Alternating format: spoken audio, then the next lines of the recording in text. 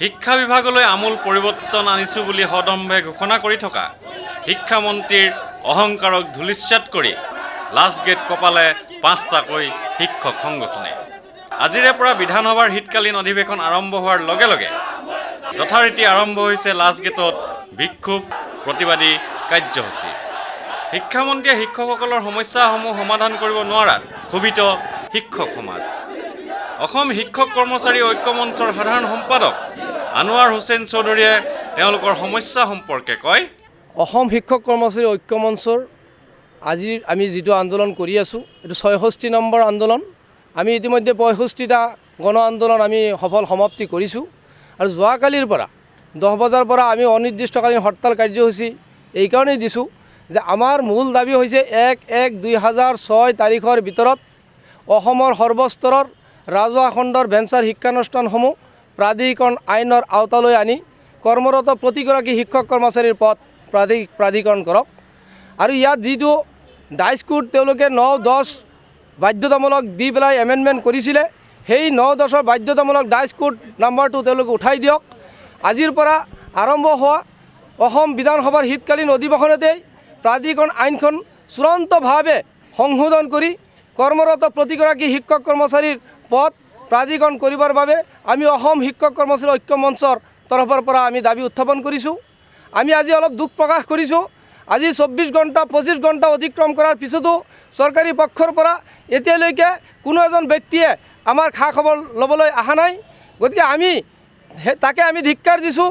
আজি অসম বিধানসভাৰ শীতকালীন অধিৱেশনত এই আইনখন যদি সংশোধন কৰা নহয় তেতিয়াহ'লে আমি অনিৰ্দিষ্টকালীন হৰতাল কাৰ্যসূচীৰ পৰা আৰু বেলেগ কাৰ্যসূচীলৈ গতি কৰিবলৈ আমি বাধ্য থাকিম। টেট পৰীক্ষা পাতি শিক্ষক নিযুক্তি দিয়াৰ ক্ষেত্ৰতো ব্যাপক খেলিমেলিৰ সৃষ্টি হৈছে। টেট পৰীক্ষাত উত্তীৰ্ণ হোৱাৰ পাছতো নিযুক্তি নোপোৱা শিক্ষকসকলে নিযুক্তিৰ দাবীত লাষ্ট গেট মুখৰ কৰি তোলে। টেট শিক্ষকসকলৰ দাবী সম্পৰ্কে সদৌ অসম অনিযুক্তিপ্ৰাপ্ত টেট উত্তীৰ্ণ প্ৰাৰ্থী মঞ্চৰ সভাপতি বাবুল চন্দ্ৰ নাথে কয়, আমাক অসম চৰকাৰৰ আৰু অসমৰ শিক্ষামন্ত্ৰী ডাঙৰীয়াই প্ৰত্যেকবাৰেই আমি আহিলে লগ পালে তেওঁ কৈ থাকে, সকলোতে কৈ থাকে যে আমাক নিযুক্তি দিবই, কিন্তু আজিলৈকে আমাৰ নিযুক্তি সম্পূৰ্ণ নহ'ল। সেইকাৰণে আমি মানে বৰ্তমান এনে এটা পৰিস্থিতিত উপনীত হৈছোঁ যে আমাৰ নিযুক্তি যদি এইখিনি দিনৰ ভিতৰত আমাৰ সম্পন্ন নহয়, তেনেহ'লে আমি চলিত বৰ্ষৰ ভিতৰত যদি আমাৰ নিযুক্তিটো সম্পন্ন নহয় তেনেহ'লে আমাৰ গোটেই জীৱনটো অন্ধকাৰ হ'ব। কিয়নো আমি বেছিখিনি মানুহে হৈছোঁ মানে কি বয়সৰ মানে বয়স একদম পাৰ হৈ গৈছে। বেছিখিনি মানুহে যাৰ আমাৰ মাজৰ কিছু মানুহে এইবাৰ যিটো মানে এডভাৰটাইজ দিলে তাত এপ্লাই কৰিব নোৱাৰিলে। গতিকে বয়সৰ ওপৰত অগ্ৰাধিকাৰ ৰাখি শিক্ষামন্ত্ৰী ডাঙৰীয়াক অনুৰোধ জনাইছোঁ যে বৰ্তমান যিখিনি ৰিমেইনিং প্ৰাৰ্থী আছে বৰ্তমানলৈকে নিযুক্তি নোপোৱাকৈ, সেই প্ৰাৰ্থীখিনিক চলিত মাহৰ ভিতৰতে নিযুক্তি দিবলৈ অনুৰোধ জনালোঁ। আনহাতে নিম্ন প্ৰাথমিক বিদ্যালয়ৰ কৰ্মৰত শিক্ষক সন্থা অসমৰ সম্পাদক বিদ্যুৎ ডেকাই তেওঁলোকৰ সমস্যা সম্পৰ্কে ক্ষোভিত হৈ কয়, আজি আমি দিছপুৰ লাষ্ট গেটত এই প্ৰতিবাদী ধৰ্ণাস্থলীৰ পৰা আমাৰ দাবী হিচাপে আমি ক'ব বিচাৰোঁ, পূৰ্বৰ পৰা প্ৰাদেশিকৰণৰ যিখন আইন আছিল সেই আইনৰ মৰ্মে আমি অন্তৰ্ভুক্ত হৈ আমি আজি তাৰিখলৈকে কৰ্মৰত অৱস্থাত আছোঁ।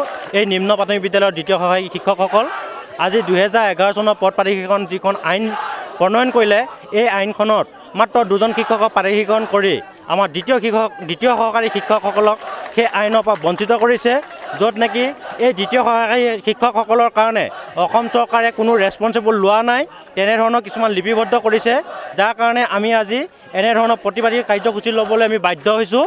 আমি এই প্ৰতিবাদী কাৰ্যসূচীৰ পৰা আমি অসম চৰকাৰক জনাব বিচাৰোঁ, নিম্ন প্ৰাথমিক বিদ্যালয়ৰ কৰ্মৰত দ্বিতীয় সহকাৰী শিক্ষকসকলক বিনা চৰ্তে প্ৰাদেশিকৰণ কৰিব লাগে আৰু নিম্ন প্ৰাথমিক বিদ্যালয়ৰ দ্বিতীয় সহকাৰী বিদ্যালয়সমূহত যিখিনি মানে শিক্ষক আছে এই শিক্ষকখিনিক ৰাষ্ট্ৰীয় শিক্ষানীতি আইনৰ আধাৰত প্ৰাদেশিকৰণ কৰিব লাগে আৰু নিম্ন প্ৰাথমিক বিদ্যালয়ৰ যিসমূহ বিদ্যালয়ত দ্বিতীয় সহকাৰী পদৰ শিক্ষক আছে সেই শিক্ষকৰ বহুত শিক্ষক এতিয়া বৰ্তমান অৱসৰ লৈছে।